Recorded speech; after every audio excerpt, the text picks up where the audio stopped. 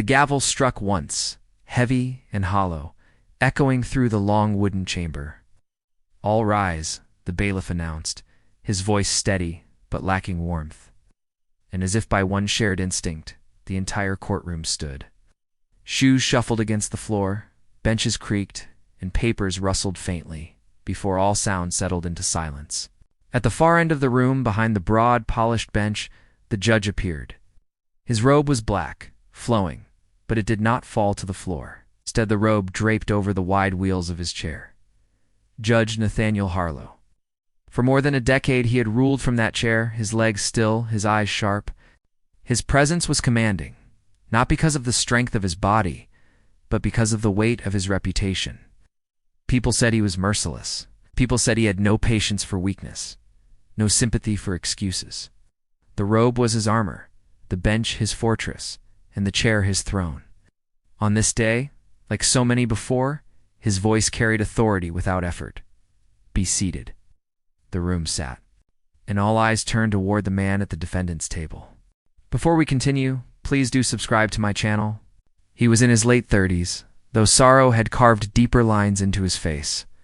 His wrists were bound with cuffs, the chain rattling softly whenever he moved. His prison jumpsuit, once a faded orange, had dulled to almost peach, washed thin, from too many rinses, too many nights of wear. His name was Elijah Moore. To the court, to the file stacked on the judge's bench, he was just another repeat offender. Another number.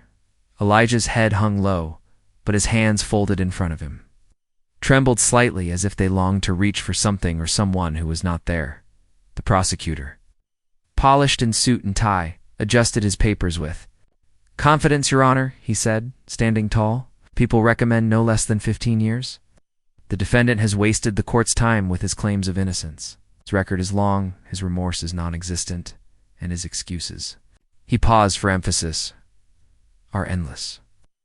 A low murmur rippled across the gallery. Spectators leaned in. Some eyes held curiosity, others, quiet disdain. To them it was another trial, another man who couldn't follow the law. Judge Harlow did not flinch. His eyes, a steely gray, locked on Elijah, reading him as though every blink were a confession. Had seen men like him before, dozens, perhaps hundreds. Some wept, some shouted, some begged. But Elijah sat quietly, almost still, as though the weight of the moment pressed him deeper into his chair. His public defender sat beside him, her face weary, lips pressed into a thin line that suggested she no longer had words to give. Had argued, but the arguments had fallen flat. The evidence, she knew, was against her client. The court had already made up its mind. The judge lifted a hand, and the room quieted at once. Elijah Moore, Judge Harlow began, his voice deep, his cadence slow, deliberate, almost ritualistic. "You stand here accused of obstruction, fraud, and resisting arrest. This is not your first offense. The people have laid out their recommendation, and it is heavy. Before I give my final judgment, do you have anything to say for yourself?" Elijah lifted his head at last.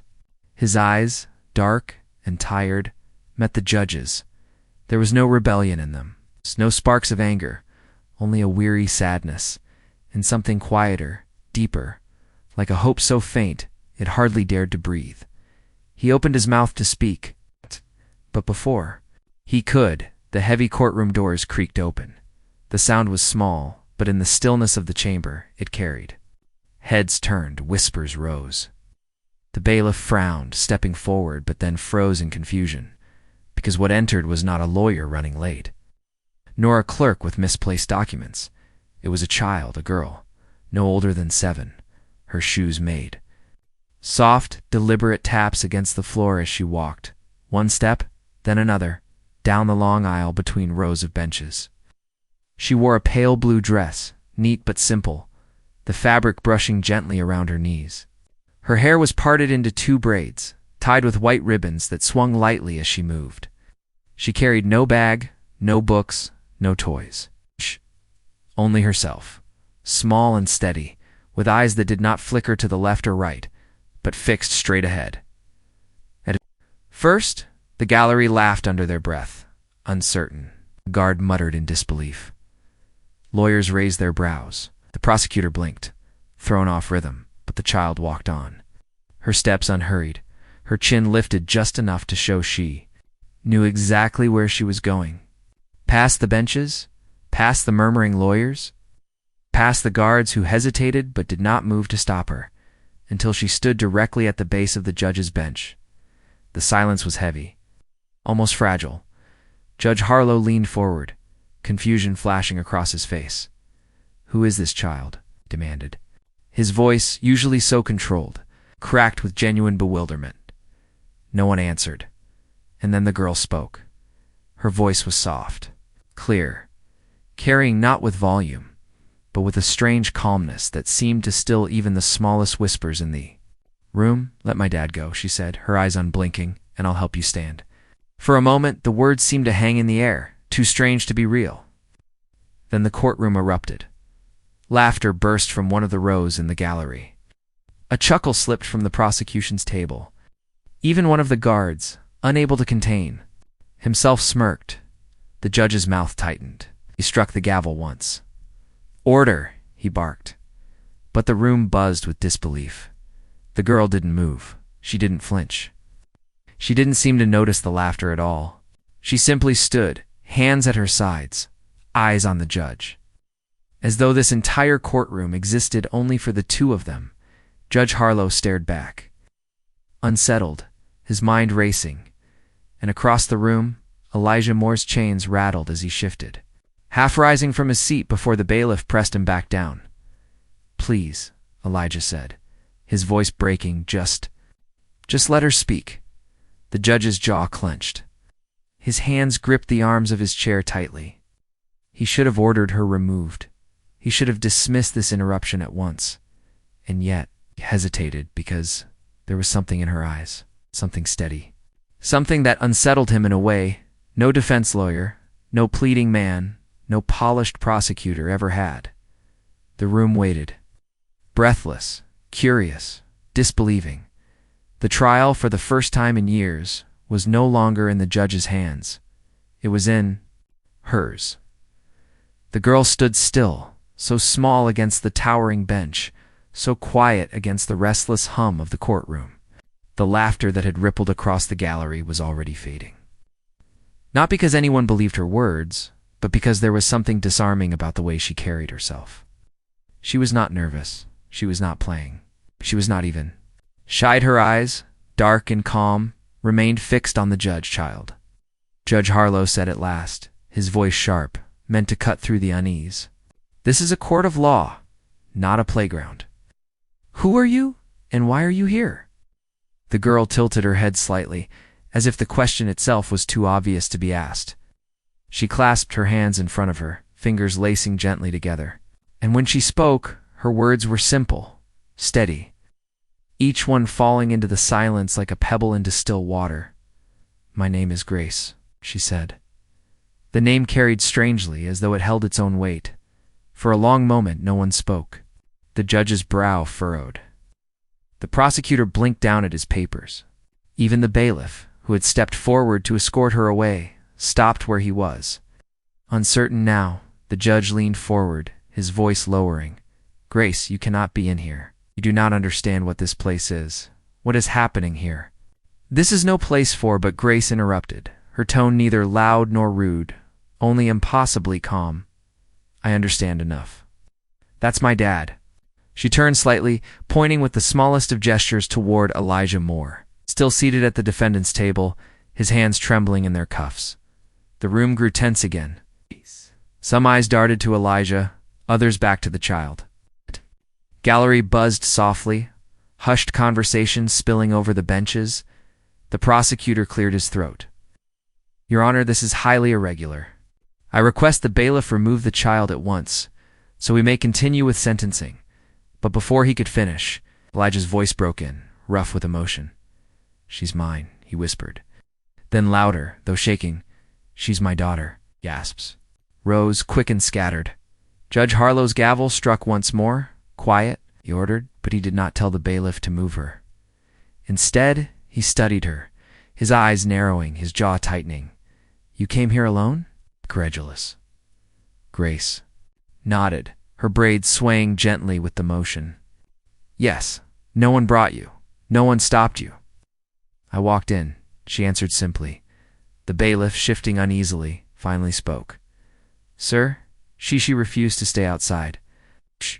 We tried, but she slipped through the crowd. She wouldn't leave. We didn't know what to do. Should have stopped her at the door, Harlow snapped. The bailiff flushed, mumbling. We tried. The judge exhaled heavily, pinching the bridge of his nose. This was absurd, outrageous, impossible. And yet, here she stood, small and steady, her presence filling the chamber more surely than the lawyers, more surely than even himself. He dropped his hand back to the armrest of his chair, staring down at her. And what exactly did you say to me? Just now?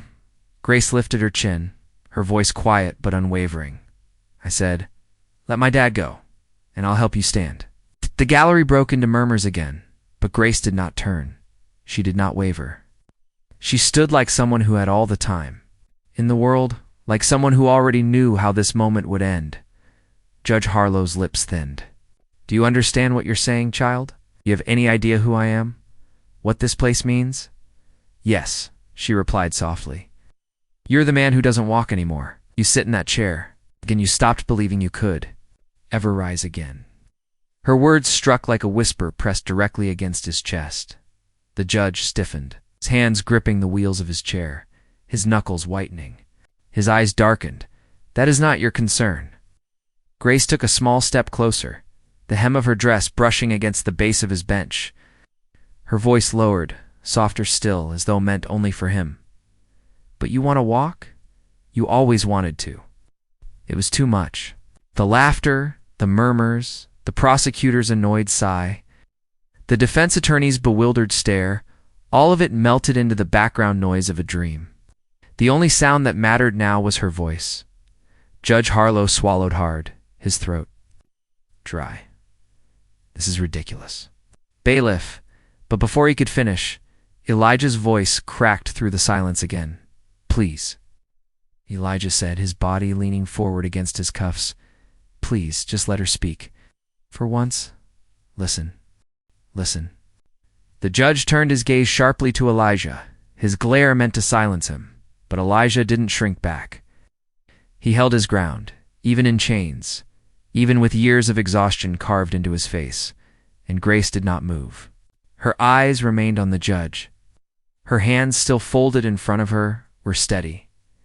The judge felt a strange tightness in his chest, sensation he had not felt in years, not since before the accident, not since before the long nights of pain, of silence, of acceptance, that his legs were nothing but useless weight.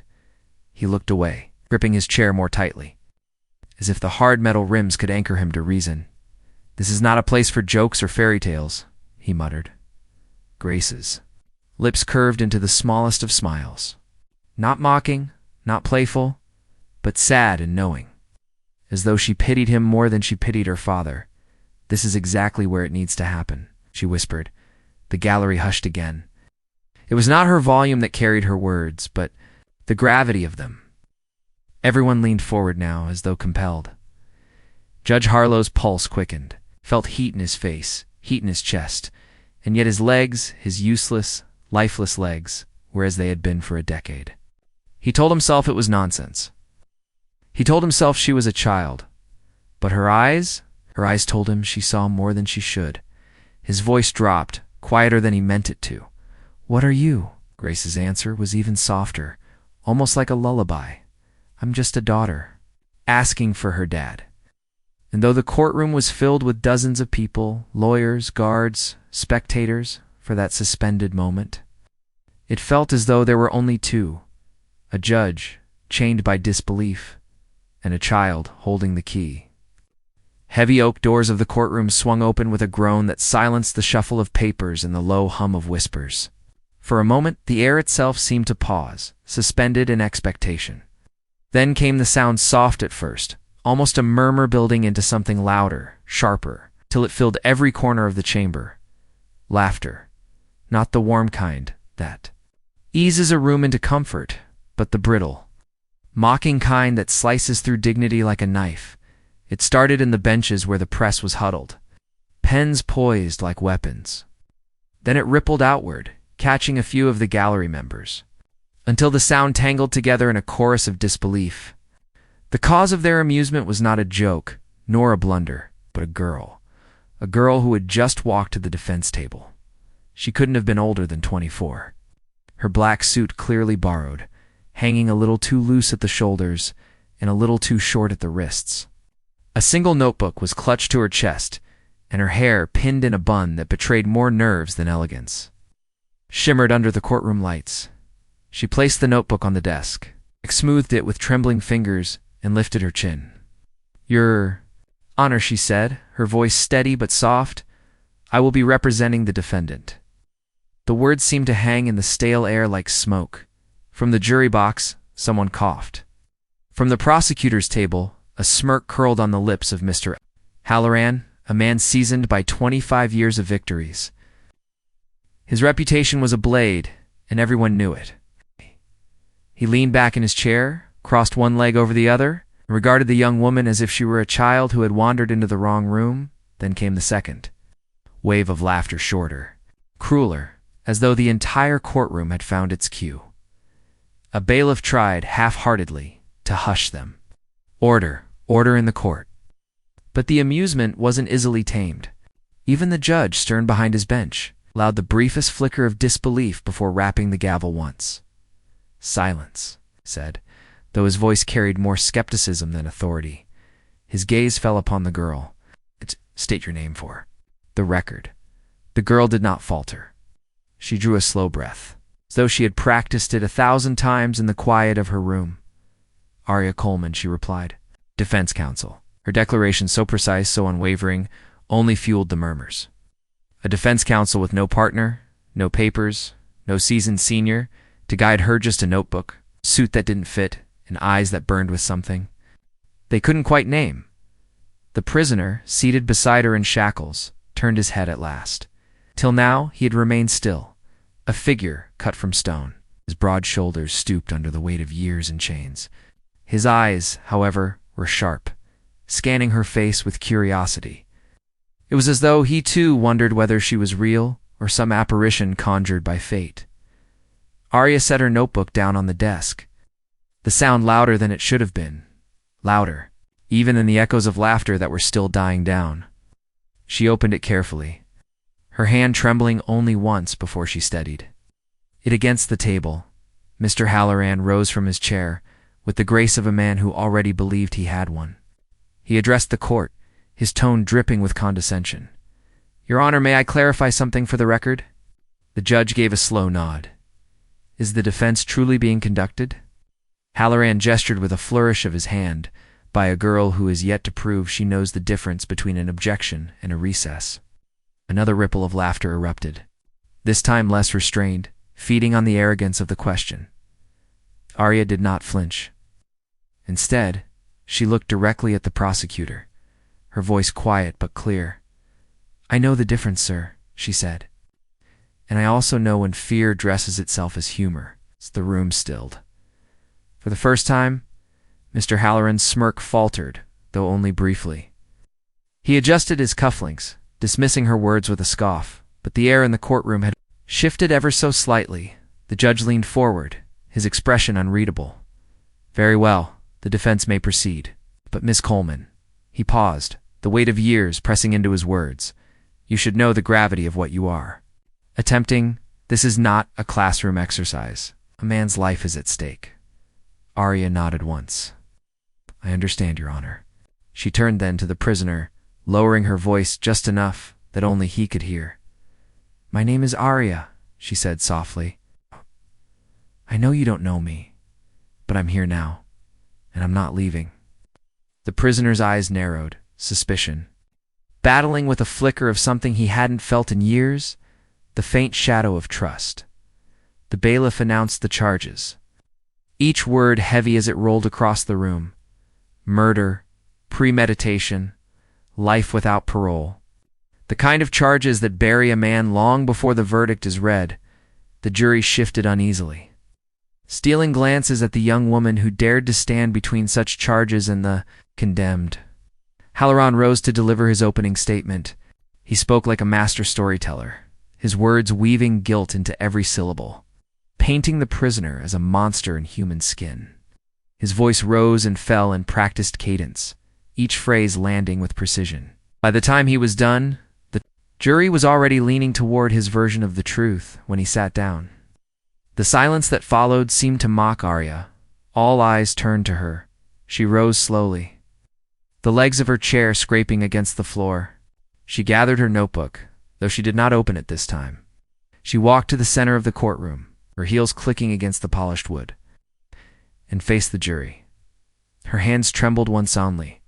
Once before she folded them neatly in. Front of her, "I know what you're thinking," she began.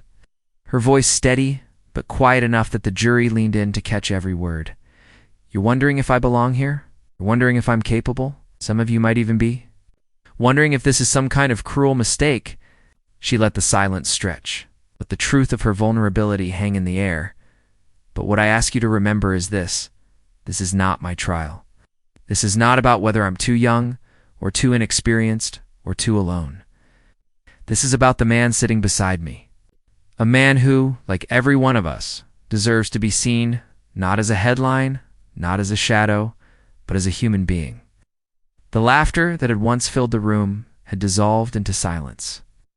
Even Halloran leaned forward, studying her now not with mockery, but with the faintest trace of unease. Arya's eyes swept over the jury, steady, unflinching. "You will hear evidence. You will hear accusations. But before you pass judgment, I ask only this. Listen. Truly listen. Not to the noise around us, not to the laughter, not to the fear, but to the truth." She paused, then inclined her head slightly. "That is all." When she returned to her seat, the courtroom did not laugh, not this time. Instead, an unfamiliar silence settled over the chamber, the kind that comes not from dismissal, but from the first stirring of respect. The prisoner beside her glanced at her notebook, then at her face. A faint smile ghosted his lips, though it was gone before anyone else could see. For the first time in years, he thought perhaps hope had not been extinguished after all.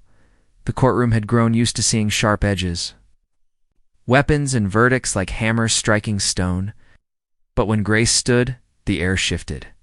She did not carry the force of intimidation, nor the weight of practiced arrogance.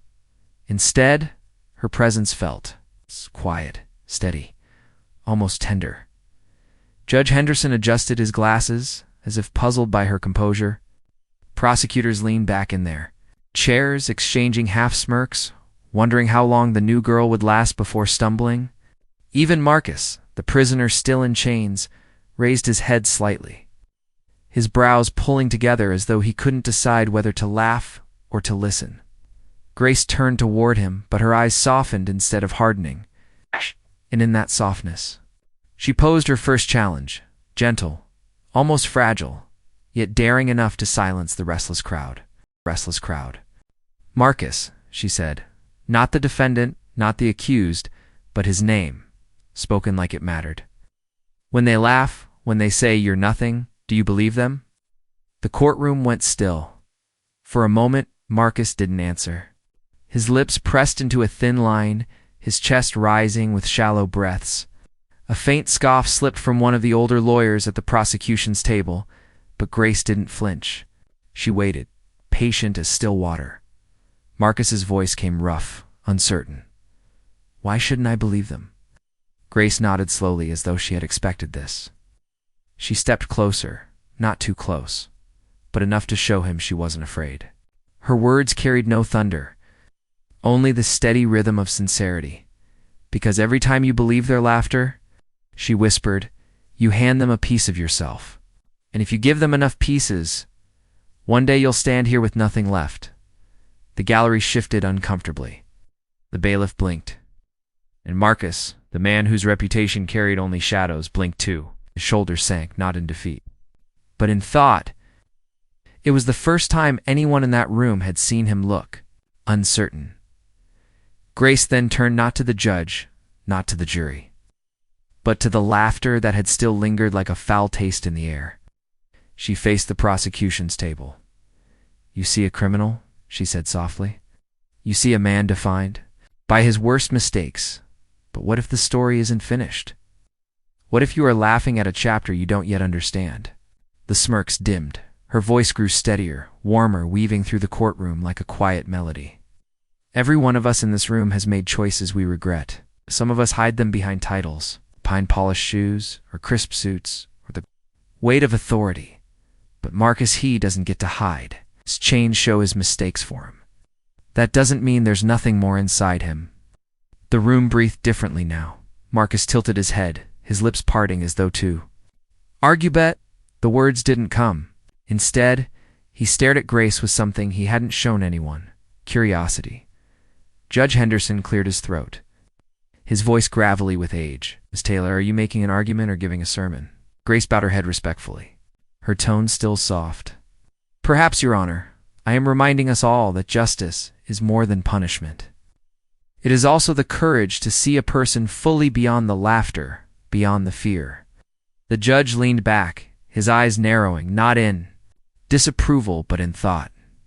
Grace inhaled gently, then turned back to Marcus. This time, her question reached not only him, but every ear in the room. "What do you want people to remember about you when these chains are gone?" It was a question no one had ever asked him, a question the courtroom had never thought worth asking. Marcus stared at her. His jaw tightened, his gaze flickered toward the floor. For a moment, the silence pressed heavy like rain about to fall. Then quietly, almost reluctantly, he muttered, "That I tried." The words hung fragile in the air, not defiant. Defensive, just bare. Grace nodded once, her smile small but genuine. "Then let's try together." It was not a promise of victory, not a declaration of certainty. Only a gentle challenge, one that reached across the invisible wall between the accused and the world that had already judged him. The gallery shifted again, but this time not with ridicule.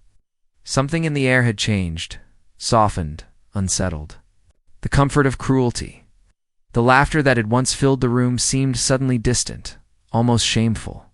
Even Judge Henderson, who had presided over countless trials, felt something stir a memory of why he had once chosen to wear the robe. He adjusted his glasses again as though to hide it. The prosecution cleared their throats, their folders snapping open. They were ready to drag the courtroom back to cold facts and polished evidence. But Marcus wasn't looking at them anymore. His eyes stayed on Grace, narrowing not in suspicion, but in a strange, reluctant respect. For the first time in years, someone had spoken to him without a sneer, without a warning, without expecting nothing but failure. Someone had dared to believe there might still be something left worth finding, and though his wrists still bore chains, Marcus felt the faintest shift within himself, a loosening. Invisible but real. Grace sat back down, her hands folded neatly, her heart pounding quietly against her ribs. She had not shouted, she had not forced. She had only asked, gently, but firmly enough to bend the silence. The challenge had been made. The question now was whether Marcus, and the courtroom itself, would dare to accept it. For most of her life, Grace had been told she was too soft, too quiet, too dreamy. She had heard those words in classrooms, in church pews, in family dinners where everyone else spoke louder, faster, and sharper. Her father used to chuckle and call her a drifting feather. Her mother would sigh, reminding her that feathers didn't win arguments, didn't survive storms. And yet, as Grace sat there in the courtroom, feeling the echo of her own words, still humming in the air, she realized something strange. For the first time, her softness had landed with weight. The room had stilled. The prisoner, this hard, battered man who had stared at the floor for hours, had looked up, however briefly, and though his face quickly closed back into its unreadable mask, Grace felt it. Pulse, a flicker. She tried not to smile. She knew the courtroom wasn't a place for joy. But deep in her chest, warmth swelled like a lantern being lit in darkness. She pressed her hands together in her lap to hide the tremble of her fingers. The judge cleared his throat. His voice carried that careful edge of authority, like a man both correcting and covering. "Thank you, miss. That will be enough for now." The bailiff stepped forward, gesturing that Grace should return to her seat. Ow.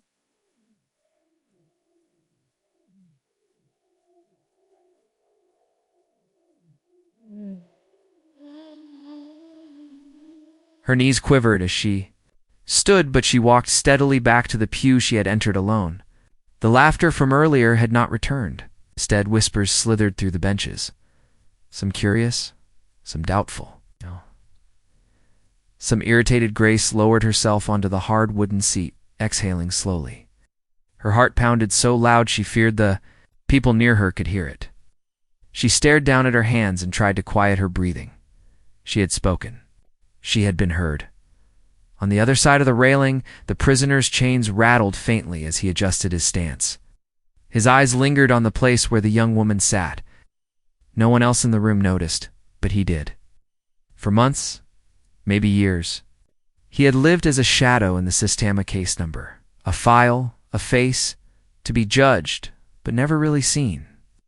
And then, a slip of a girl with clear, sleepy eyes had looked directly at him and spoken as though he mattered. He didn't know her name.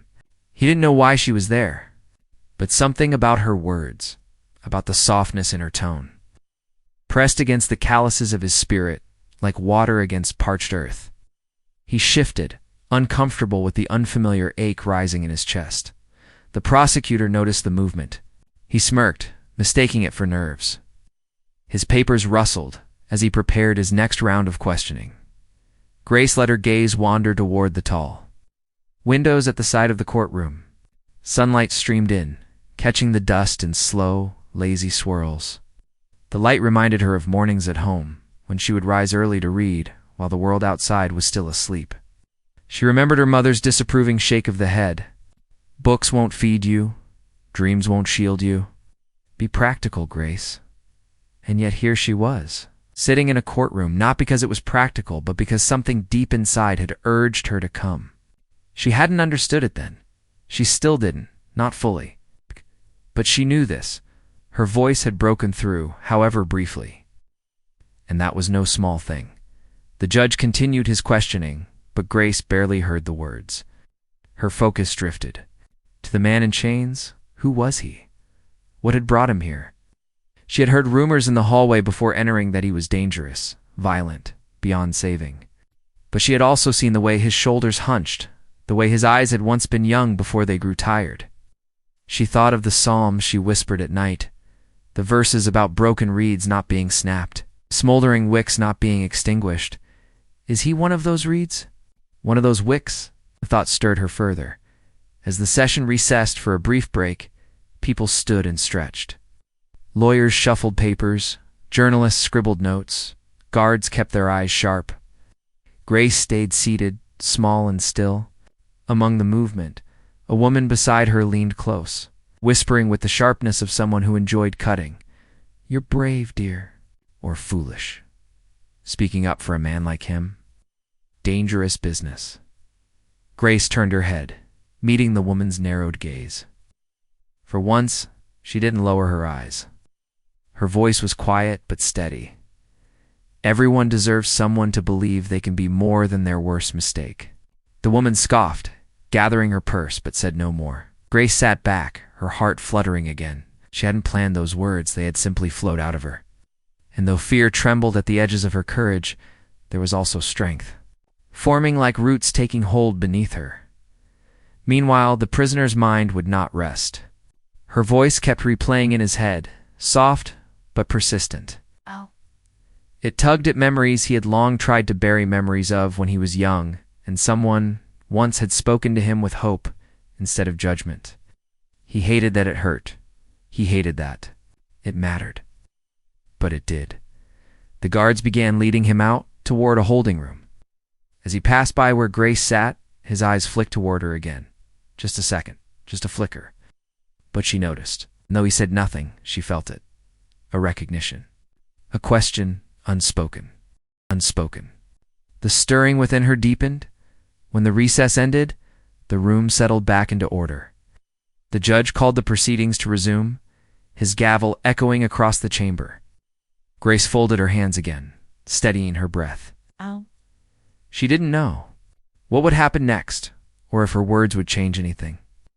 But something inside her whispered that this was only the beginning, and so she sat quietly, listening, feeling the weight of something larger than herself unfolding in the room. Courtroom laughed no longer. The air had shifted, and within Grace's own heart, what had begun as a flicker now glowed, small but undeniable, a stirring within. The morning sun filtered through the high windows of the courthouse, casting pale squares of light across the polished wood floor. The air carried the faint scent of varnish and old paper, the solemn perfume of a place where decisions carved destinies. On the benches, whispers buzzed like restless bees, each person waiting to see what would unfold. Grace sat toward the front, her notebook open on her lap. She looked small against the carved oak of the courtroom, but her presence was undeniable. There was something steady in her posture, something that suggested she had come prepared not just with words, but with conviction. Judge Thompson adjusted his glasses, peering down at the docket before him. Next, case Marcus Reed. The guards escorted Marcus into the room, his hands bound, his expression closed. He wore the same beige prison uniform, the same slow, heavy shuffle that spoke of long hours in confinement. Yet there was a flicker in his eyes, a wary curiosity. He had seen this girl before Grace, with her quiet fire. She had spoken words that unsettled the still waters of his despair. He hadn't admitted it to anyone, not even himself, but he had thought of her every night since. The court clerk began to drone the formalities, the charges, the procedural notes. But all the while, Grace's pen moved swiftly, not with cold detachment, but with the rhythm of someone sketching not just facts, but feelings. When the judge opened the floor, she rose slowly. Her voice trembled at first, like a violin string, too tightly wound, but steadied as she pressed forward. "Your Honor," she began, "I know this court is no place for sentiment. Yet justice without compassion is like music without soul. We may play the notes, but the melody dies in the air." Murmur rippled across the courtroom. The attorneys shifted in their seats. Some rolled their eyes. Yet Judge Thompson, though, he tapped his gavel lightly as if to quiet the room. Leaned just a fraction forward, Grace continued, her words weaving an invisible tapestry. "I do not excuse wrong. But I ask, is the purpose of this room? Is it only to punish, or is it to restore? Marcus Reed has done wrong, yes, but he has also lived in shadows where hope was a stranger. I believe he can be more than the sum of his mistakes. And if we refuse to see that, then perhaps we are the ones failing justice." The silence that followed was heavy, yet not hostile. It was as if the entire room leaned back, measuring her courage against their cynicism. Marcus stared at her. No one had ever spoken of him like that. Not in court, not in the cold chambers of the prison. To most, he was a case number, a record, a set of bars. But to this girl, this stranger, he was still a man. The prosecutor rose, clearing his throat. "With theatrical disdain, Your Honor, while we appreciate the poetic aspirations of this young lady, we are here to uphold the law, not indulge in sentimental speeches." A few chuckles broke out from the gallery, but they felt different. This time less cruel, more uncertain. Grace didn't flinch. She turned to Marcus, her gaze steady, almost daring him to believe. And then it happened. Marcus, who had been silent through every hearing, every accusation, every pronouncement, lifted his chin. His voice was low, gravelly from disuse, but it cut through the room like a bow across strings. "I ain't a skin for pity," he said. "But she's right. I don't want to die in a cage. I just never thought anyone would think I could be anything else." A hush swept through the chamber. Even the prosecutor faltered for a heartbeat. Grace's lips curved into the smallest, softest smile. It was the first movement of something larger than herself. Later, when the session closed and Marcus was escorted out, Grace felt her hands trembling. She clutched her notebook against her chest, heart pounding. People still whispered, some mocking, some dismissive, but a few had changed. She saw it in their eyes, the way they watched her now as she stepped into the cool air outside the courthouse. A woman hurried after her. She was middle-aged, with tired eyes, but a kindness that softened them. "My name is Mrs. Alvarez," the woman said breathlessly. "And my son, he's in prison too. What you said in there, it mattered." "No, don't stop." Grace blinked, her throat tight. She hadn't expected her words to ripple outward, to touch someone beyond Marcus. She nodded, unable to speak at first, and then whispered, "I won't." She walked away with the afternoon sun painting her path in gold, the world around her, both heavier and lighter at once. For the first time, she understood that this wasn't just about one prisoner, one case. This was about a symphony yet to be written, one where every note mattered, one where even silence could sing. And deep within the walls of the prison, Marcus lay on his thin cot, staring at the ceiling. He replayed her words in his mind again and again, until they began to sound less like fantasy and more like truth. For the first time in years, he whispered to himself, maybe. The first movement had begun. The air in the courtroom was no longer as sharp as it had been in the first days. The jeering had softened. The whispering had taken on a different tone. And though the men still smirked and folded their arms, they no longer seemed so sure of themselves. Grace had been coming every day, always alone, always carrying her notebook. In her violin case, even if she never opened it, she sat in the front row, her back straight, her hands folded gently in her lap. She did not shout. She did not argue. She did not try to outmatch the power of the judge or the sneers of the audience. Instead, she simply watched John. And John was changing. It was not sudden, not a thunderclap breaking the silence. It was slower, quieter, the kind of change one only noticed after days had passed. His eyes no longer darted across the room like a hunted animal's. He no longer clenched his jaw until it ached. And though his shoulders still carried the weight of chains, they no longer seemed to fold in on themselves. The judge noticed too. He was a stern man, unbending as stone, but he was not blind. He leaned back one afternoon and whispered to his clerk, "The prisoner walks differently now. Who is that girl?" No one could answer. On the seventh day, something happened. The prosecutor had finished his sharp words, his voice slicing through the chamber like cold iron. He had painted John as a man of no worth, broken reed, a failed life, not even worth. Pity, the audience chuckled. Few laughed openly, and then quietly, steadily, Grace rose. She did not look at the judge. She did not look at the men who mocked. She only looked at John. "May I say something?" she asked softly. The judge raised an eyebrow. He could have silenced her. He should have silenced her. Yet the courtroom had grown strangely still, as if the walls themselves leaned in to hear her voice. "Proceed," the judge murmured. Grace turned to John. "Do you remember," she asked, "the way you held the bow yesterday? You thought your hand trembled too much. But I saw a steadiness there. I saw a strength you've forgotten belongs to you." The courtroom chuckled, but not as loudly as before. John lowered his head. His lips parted, but no sound came. Grace went on, her voice soft but unwavering. "You think these walls are your truth? You think the chains tell your story? But they don't. They are only noise. Your story, John, is not finished, and you will write it with your own hands." Her words floated, fragile and yet unbreakable, across the chamber, and John, for the first time since his trial began, lifted his eyes to meet hers. That night in his cell, John could not sleep. The guards cursed him when he paced. They told him to lie down, to stop moving, to stop whispering to himself, but John could not. Grace's words clung to him like fireflies in the dark. "Your story is not finished." He clenched his fists, staring at the cracks in the stone wall. For years he had accepted the voices of others, the laughter, the curses, the verdicts, the labels. He had carried them like shackles heavier than iron. But what if one voice, soft and unafraid, could break through them? It unsettled him. It frightened him. But it also stirred something that had long been buried, something he could not name. Hope. The next morning, the guards dragged him into the courtroom again. He expected the same ritual, the gavel, the stern words, the laughter. But when he looked up, Grace was there.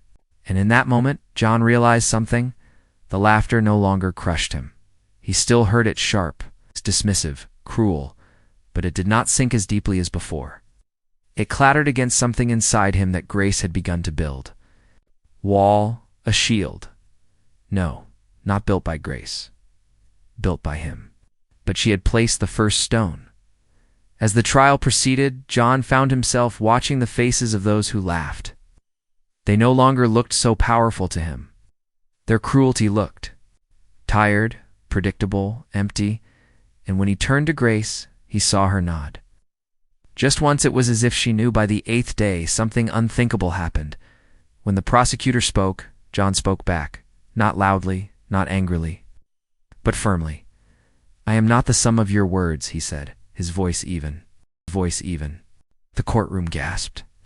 Some men burst into laughter, pointing and jeering, yet the sound rang hollow. Grace's eyes shone. The judge leaned forward, studying John carefully. He tapped his gavel, but he did not silence him. For the first time, John's. A voice had broken through. The days that followed were not easy. The ridicule did not vanish overnight. The guards still shoved him. The chains still cut into his wrists. The judge still frowned more than he smiled. But something had shifted. The laughter no longer filled the whole room. It no longer owned John. Grace's presence, her silence, her gentle words had begun to chip away at the iron bars. Within him, though the walls were high, cracks had begun to form. Cracks where light could enter, and through those cracks, something new was being born. Not defiance, not anger, but dignity. And once dignity takes root, it grows into something far stronger than chains. John did not yet know where this path would lead. He did not yet know what verdict awaited him, but he knew this. The walls inside him were breaking, and when they finally crumbled, no prison on earth could hold him. The courtroom was unusually silent that morning. For weeks, it had been a place of whispers, mocking laughter, and the heavy echo of chains against the floor. But now, it carried something different, an anticipation, almost reverence, as though all those gathered sensed a shift was about to unfold. Grace stood near the witness box, her small frame wrapped in courage. She had not spoken much that day, but her presence alone seemed to steady the air. Across from her, Elias, the man once known only as a monster, a thief, a prisoner, sat with his eyes lowered, hands trembling against the wooden table. The judge's gavel had not yet struck. The proceedings had paused after Grace's testimony, leaving the court suspended in a hush. People leaned forward, waiting to see what would come next, and then, quietly, a figure rose from the back row. It was a man with streaks of silver in his hair, his suit wrinkled as though he had been sleeping in it for nights. His steps were hesitant, unsure, as though every movement demanded strength he did not think he had. Gasps rippled through the gallery when someone whispered, "That's his father." Elias's father. The old man's eyes were wet. He gripped the pew for balance, his chest rising and falling with the weight of years unspoken. When the judge acknowledged him with a nod, he cleared his throat, his voice trembling like a string. "About to snap, Your Honor," he began. I was not going to speak. For years, I have hidden in silence. But after hearing that girl, after seeing her stand here for a man who is not even of her blood, I cannot remain quiet." Elias looked up then. His eyes, which had avoided the world for so long, finally locked on to his father. The chain between his wrists rattled as his body froze. The man continued, voice breaking. "That boy sitting there is my son who has carried shame heavy enough to drown him. And I was a coward. I watched him fall, and instead of reaching out, I pulled away." A murmur spread across the room. Grace's breath caught. As she turned, watching father and son face each other across the courtroom's distance. "I saw him," the father whispered. "I saw him struggle, begging for someone to see more in him than failure. And what did I do? I hardened. I thought my disappointment would make him strong. I thought silence was better than words. But silence, it is a blade. It cuts deeper than anger." His hands shook as tears streaked down his lined cheeks. He lifted them slightly as though pleading with the air. "I am ashamed that a child not mine has shown him more love, more belief than his own father ever did." The judge leaned forward. "Sir, what is it that you ask of this court?" The father bowed his head, shoulders trembling. I ask not for his freedom, though God knows I long for it. I ask that you do not close the door on him forever, that you do not bury him in a place where no light reaches, for if you do, then it is not just his sentence, it is my sentence too. A father's failure written in stone. The courtroom was silent again, no laughter now, no smirks. Even those who had mocked Elias in the early days of the trial found themselves swallowing hard, shifting in their seats, unable to look away. Elias's hands clenched around the wood before him. His chest rose in unsteady heaves. Then, for the first time, his lips parted, not in defense, not in bitterness, but in something raw. Father. His voice cracked, hoarse from disuse. The man's head jerked up, eyes wide at the sound. Elias. Swallowed hard, his throat bobbing. Why now? His words trembled, heavy with years of pain. Why? After so long? His father's tears fell faster. Because I was blind, my son. Because I thought time would wait for me to mend what I broke. But it does not, and I could not bear. I could not bear the thought of you believing, until your last breath, that no one ever loved you. I am here because I do. I always did. Was only too proud to say it. The sound Elias made was not quite a sob, not quite a laugh. His hands came up to his face as the weight of his father's words pressed into him. He had braced himself for hatred, for denial, for indifference, but not this, never this. Grace stepped forward then, her voice gentle, trembling with its own emotion. Do you see, Elias? Even walls built for years can break. Even silence can turn into words. You are not lost. The judge lifted his gavel, but did not strike. His eyes, too, betrayed a softness. Perhaps he was remembering his own children, or the weight of a time he had failed them. The prosecutor shifted uncomfortably, his notes suddenly seeming less sharp, less certain. Even he could not pierce through the thick tide of emotion that flooded the room. The father's voice fell to a whisper. Forgive me, my son. Elias lowered his hands slowly, his face streaked with tears he had never allowed himself before. His lips trembled, but at last he whispered back, I wanted you to see me. Just once, and today you did.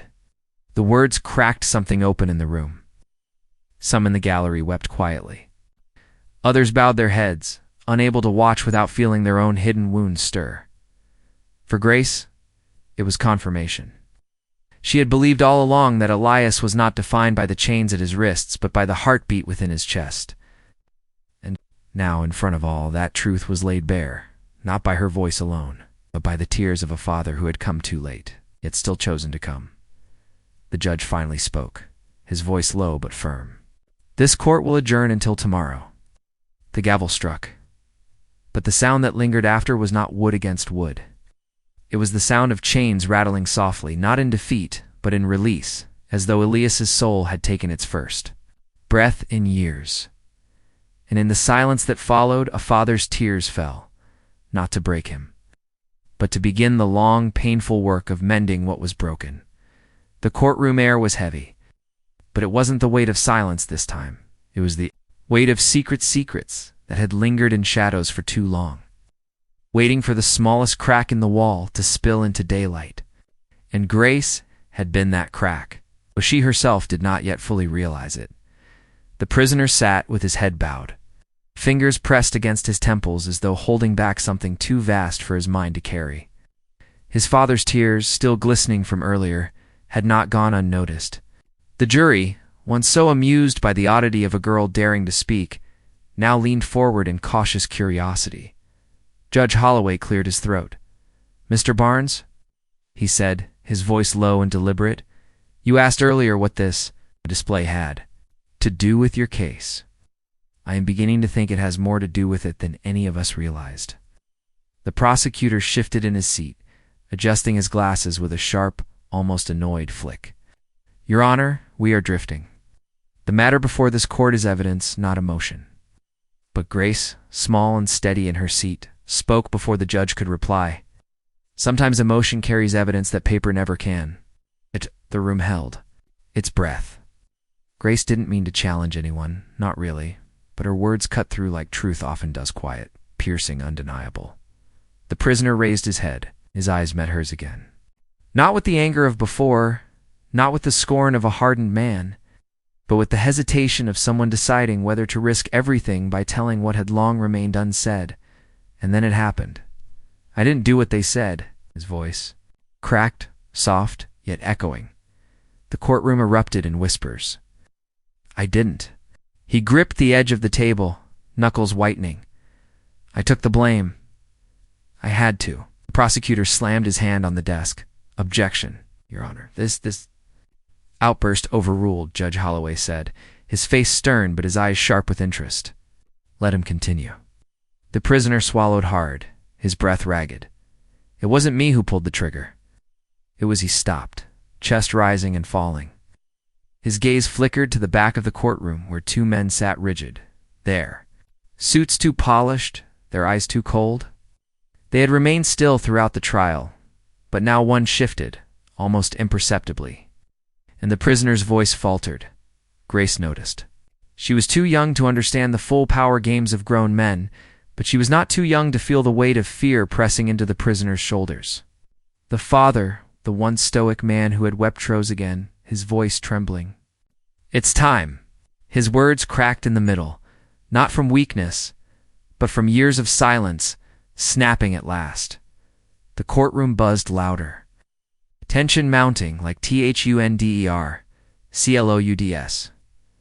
The prisoner looked at his father, eyes full of battle. If I speak, they'll come for you. For Grace. For everyone. For everyone. But Grace, with her childlike clarity, leaned forward and whispered just loud enough for him to hear. Secrets already hurt you. Truth can't hurt worse than lies. Her words landed. They were not polished arguments, not crafted like a lawyer's speech, but they pierced with the honesty only a child could give, and so he breathed deep and let go. It was my brother, the prisoner finally said, his voice hoarse but loud enough for all to hear. My own blood. He shot that man. But he was already in too deep with those men in the back row. They said if I didn't take the fall, he'd vanish. They'd bury him more, bury us all. So I confessed.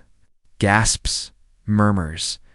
The judge banged his gavel, calling for order, but the words were already spreading through the room like wildfire. The prosecutor's face drained of color, his neatly arranged papers suddenly useless. The jury stared, wide-eyed, and the two men in the back exchanged a glance, sharp, silent, dangerous. The prisoner's father covered his face with both hands. The sound he made was part sob, part groan, sound that belonged to a man who had known all along but could never prove it, a man who had lived with the ache of watching his son condemned for another's sin. Grace turned her gaze toward the judge. Now you see, she said softly, it's not about music or silence or even the law. It's about listening when someone is breaking inside. Judge Holloway did not answer right away. His eyes lingered on the prisoner, on Grace, and then on the men in the back who shifted uneasily as though the walls themselves had begun to close in. Finally, he nodded once gravely. This court will take a recess, he said, and when we return, we will hear everything that has been hidden. I promise you that. The gavel struck once, sharp and final, and the spell of the moment loosened. But as people rose from their seats, Grace felt at that sense that something larger had been set in motion, something that could not be undone. The prisoner slumped. Back in his chair, exhausted but lighter, as if the chains around his soul had loosened for the first time in years. His father leaned over, hands trembling, whispering words that no one else could hear, but that Grace could almost feel. I never stopped believing you. Not once. Grace stayed seated as the courtroom began to empty, her hands folded neatly. In her lap, she was not afraid, though she noticed the two men's eyes on her as they passed by, cold and calculating. She lifted her chin just slightly, the way a girl does when she knows she has spoken something that mattered, and in the quiet that followed. One truth lingered in the room even stronger than before. When a secret begins to unravel, nothing not. Fear, not threats, not even years of silence, can stitch it back the same way again. The courtroom was a tempest that day. Whispers collided like storm winds, the heavy air pulsing with tension. The prisoner's confession about the senator's dealings had set the room ablaze. And now, the prosecution pounced on every word with the ferocity of wolves. The judge, trying to keep decorum, banged the gavel once, twice, 3 times. "Order in the court," he repeated, his voice sharp. But order seemed like a faraway dream. The crowd, sensing blood, leaned forward, hungry to see if the girl who had so brazenly stood against a giant would finally stumble. Grace did not stumble. She stood in her plain dress, shoulders squared, her palms resting firmly on the wooden table before her. She had no legal team, no polished suit, no silver tongue sharpened by years of law. But she had something heavier, something immovable. She had truth. The prosecutor, a man with eyes as cold as steel, leaned forward. "Miss Grace," he said, his voice cutting, "you claim to represent the prisoner, but all you've done is paint stories with no basis. Do you understand the seriousness of interfering with the proceedings of this court?" Grace didn't blink. "I do," she said softly. "I also understand the seriousness of silencing a man's truth because it's inconvenient to thee." "Powerful," the words echoed. A murmur rippled through the room. "Ow!" The prosecutor's lip curled. He was used to seasoned attorneys backing down when he pressed. This girl was supposed to tremble, to apologize, to shrink. Instead, she had thrown the weight of her courage back at him. "You are not an attorney," he snapped. "You are not qualified to argue law here. What gives you the right to stand before this bench?" Grace's hands tightened slightly against the wood. For a moment her eyes flickered not with fear, but with a deeper pain, something old and unhealed. And then she raised her chin. "What gives me the right," she said, her voice trembling, not with weakness, but with emotion, "is that he has no one else. He has no lawyer, no one to speak for him, no one who believes his voice is worth hearing. And if the law says that makes him less than human, then the law has forgotten its purpose." Gasps filled the room. Even the judge's hand, frozen above the gavel, hesitated. The prisoner, seated just feet away, looked at her as though he had never seen sunlight until that very moment. His eyes glistened, raw and stunned, like a man who had spent his life bracing for stones and had instead been offered bread. The prosecutor smirked, but there was a flicker of unease in it now. "Fine words, Miss Grace, but words don't change facts. The prisoner stands accused of crimes against the state. Nothing you've said disproves his guilt." Grace turned to him slowly, her expression steady. "No, but everything I've said reveals that his guilt is not what you want the world to believe it is." The silence that followed was heavier.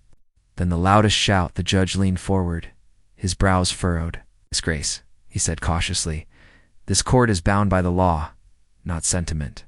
"You tread a dangerous line," Grace nodded. "I know. But sometimes, Your Honor, the law itself trembles in the face of truth. And when that happens, it takes courage to stand in the cracks and remind it why it exists." Voice had changed. Was no longer the timid whisper of a girl out of place, but the steady rhythm of someone who had found her ground. It carried through the room, warm and fierce, like a song born in a storm. The prisoner lowered his head into his hands. It was not shame, not despair, but the weight of being defended for the first time in his life. His shoulders shook, not with fear, but with gratitude so sharp it hurt. The prosecutor's pen tapped sharply against the desk, trying to drown out the heartbeat of the room. "So tell us, Miss Grace," he said icily, "if the senator, you, name is so corrupt, where's your proof? Where's the evidence?" Grace took a breath. She could feel her knees weaken under the pressure, her pulse racing so hard she thought it might betray her. She had no stacks of documents, no secret files, no polished exhibits to wave before the crowd. All she had were fragments the prisoner's, confession, her own observations, and the strength of her conviction. And so she did the only thing she could. She stepped closer to the center of the court, lifted her chin, and said, "The evidence is in the voices you refuse to hear. It's in the silences you ignore. It's in the faces of the broken who have no stage to speak on.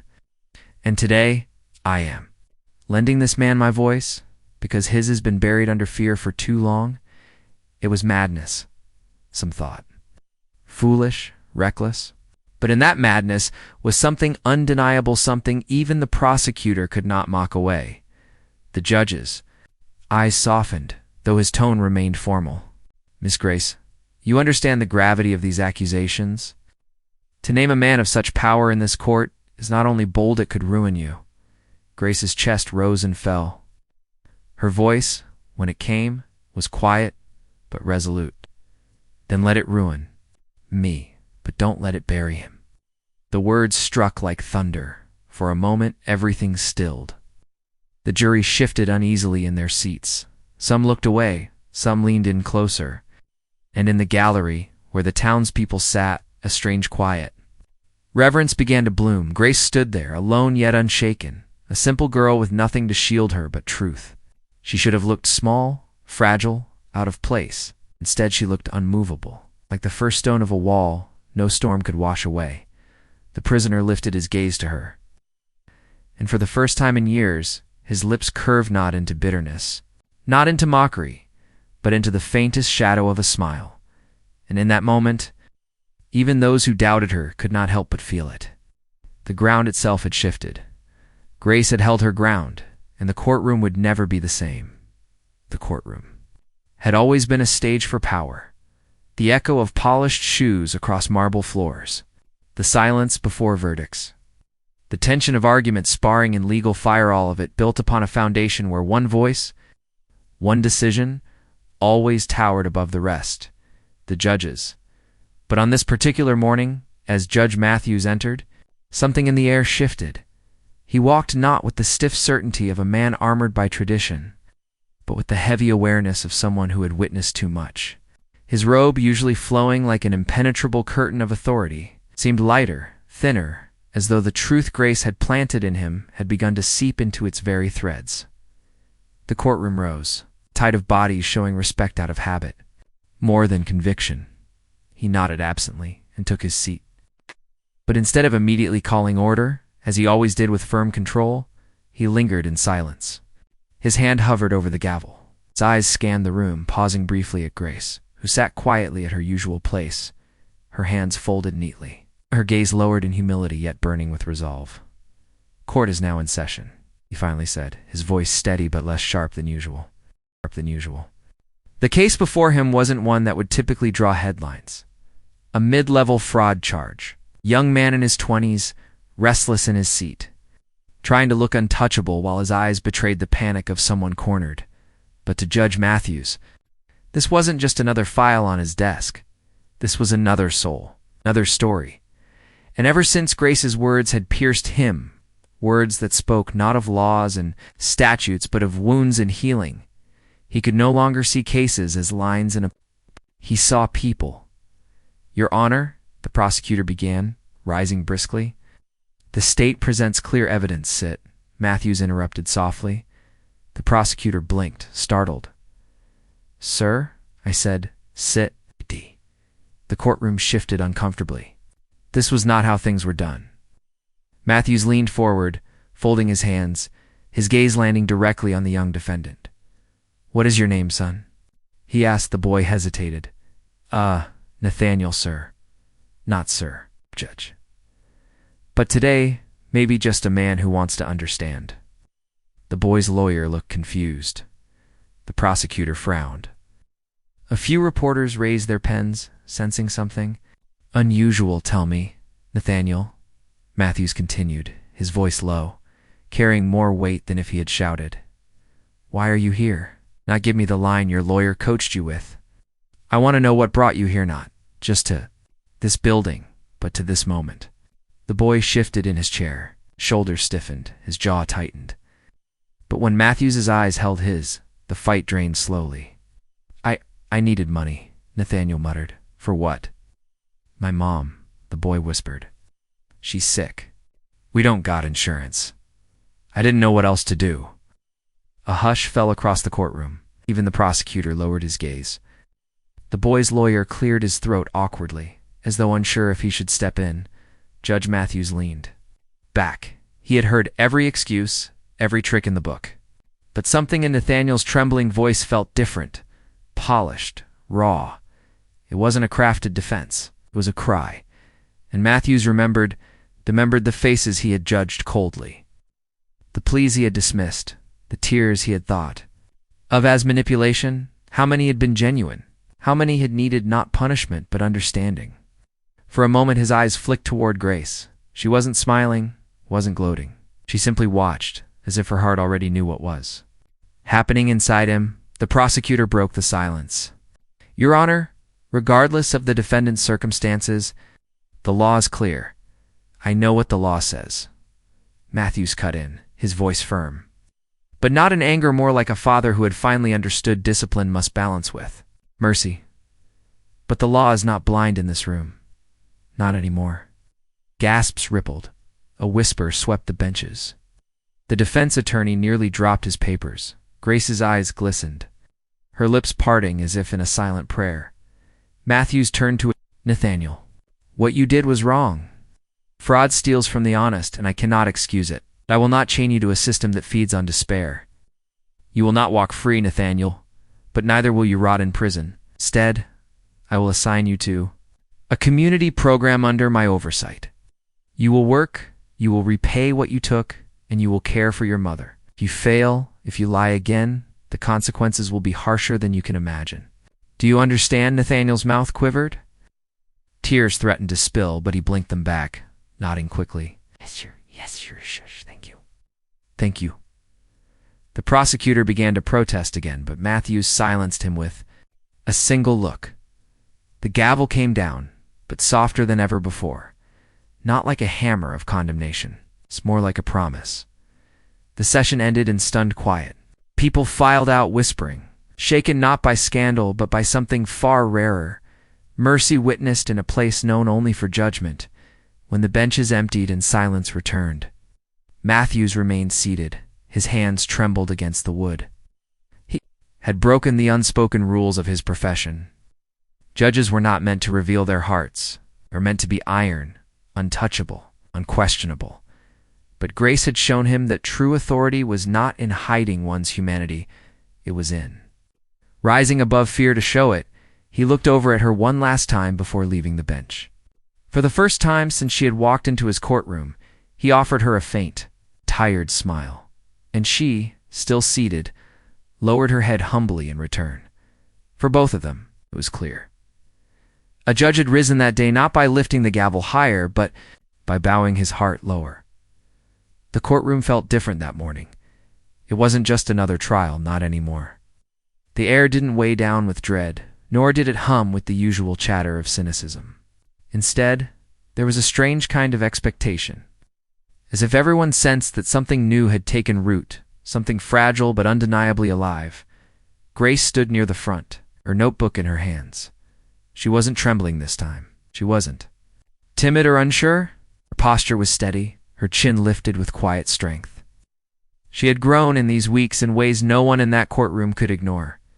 Judge William Monroe, who once had presided like a man made of stone, now walked in slower, more deliberate, carrying not just his gavel, but the weight of his own transformation. His face looked older than before, lines of guilt etched across it, but his eyes, once cold and piercing, now carried a warmth that unsettled those used to his iron rule. He sat. For a long moment, he didn't bang the gavel. He just let silence do its work. When he finally spoke, his voice had changed. Less steel, more soul. This courtroom, he began, his gaze sweeping across the room, has seen countless trials. Men and women have stood here accused, condemned, forgotten. And I have passed judgment as the law required. But today he paused, his throat tightening. Today I see something beyond statutes. Today I see people, not just criminals, or victims, not just defense or prosecution, but people flawed, hurting, reaching for something more. A ripple moved through the benches. Some nodded, others scoffed. Yet no one could deny the shift in him. Grace stepped forward. Your Honor, if I may? He nodded, granting her the floor without hesitation. That small gesture alone was enough to draw whispers. Judge Monroe had never allowed interruptions before, certainly not from a girl like Grace. She lifted her notebook, but she didn't read from it. Instead, she spoke from the heart. When I first walked in here, she said, her voice carrying softly but firmly, I thought I would be invisible. I thought my presence would make no difference. But I stayed, and I listened. The laughter, to the arguments, to the pain that fills these walls. And I realized something. Her eyes darted briefly to Jacob, the young prisoner whose testimony had shaken her soul.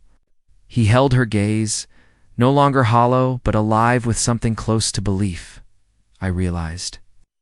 She continued, that justice cannot be complete if it stops at punishment. True justice must heal. It must not only decide who is guilty, but ask, why?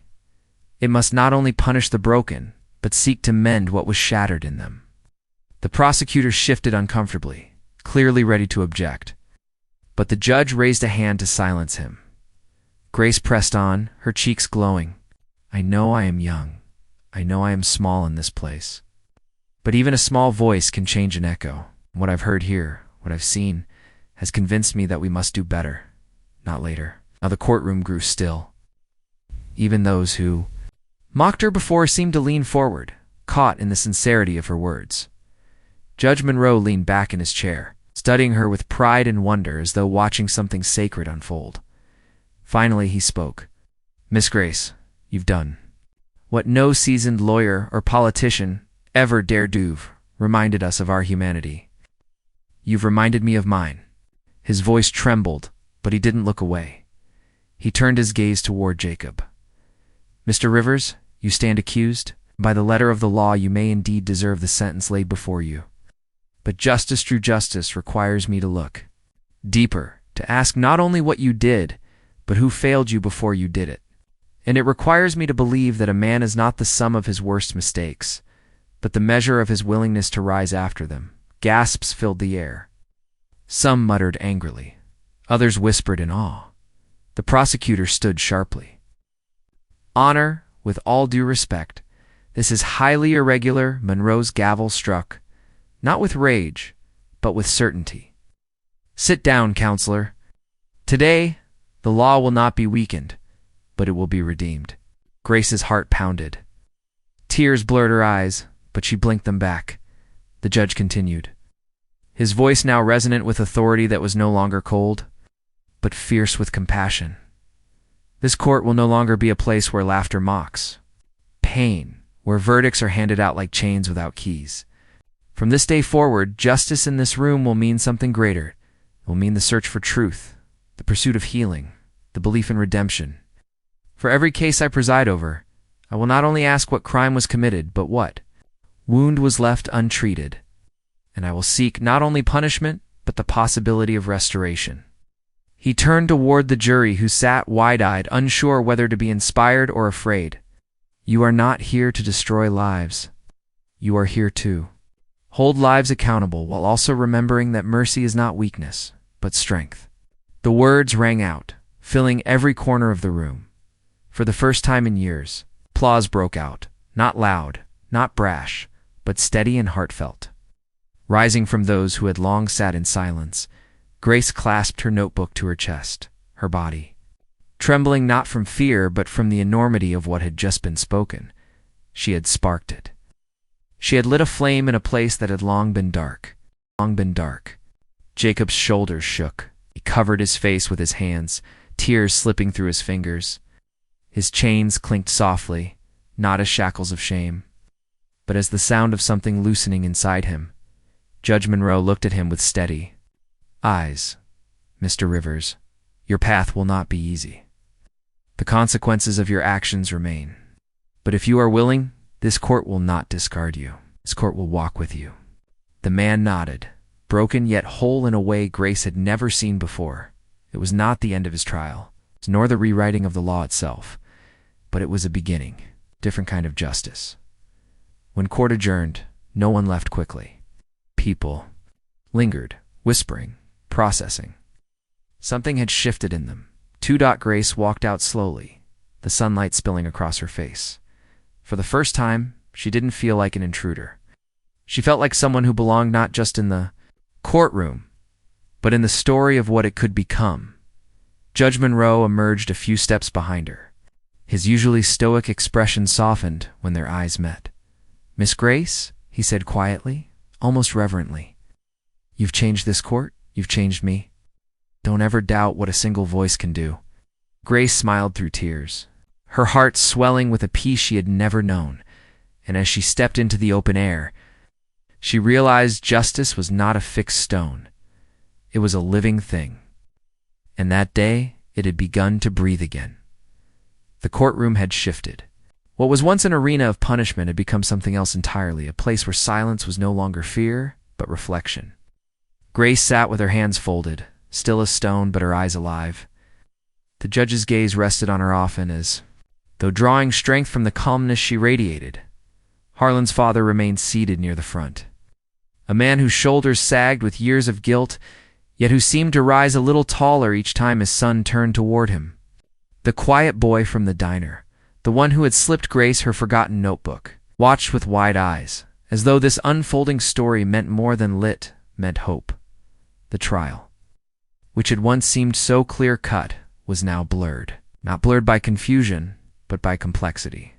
Truth had many shades, and Grace had forced everyone to look at them. The judge cleared his throat.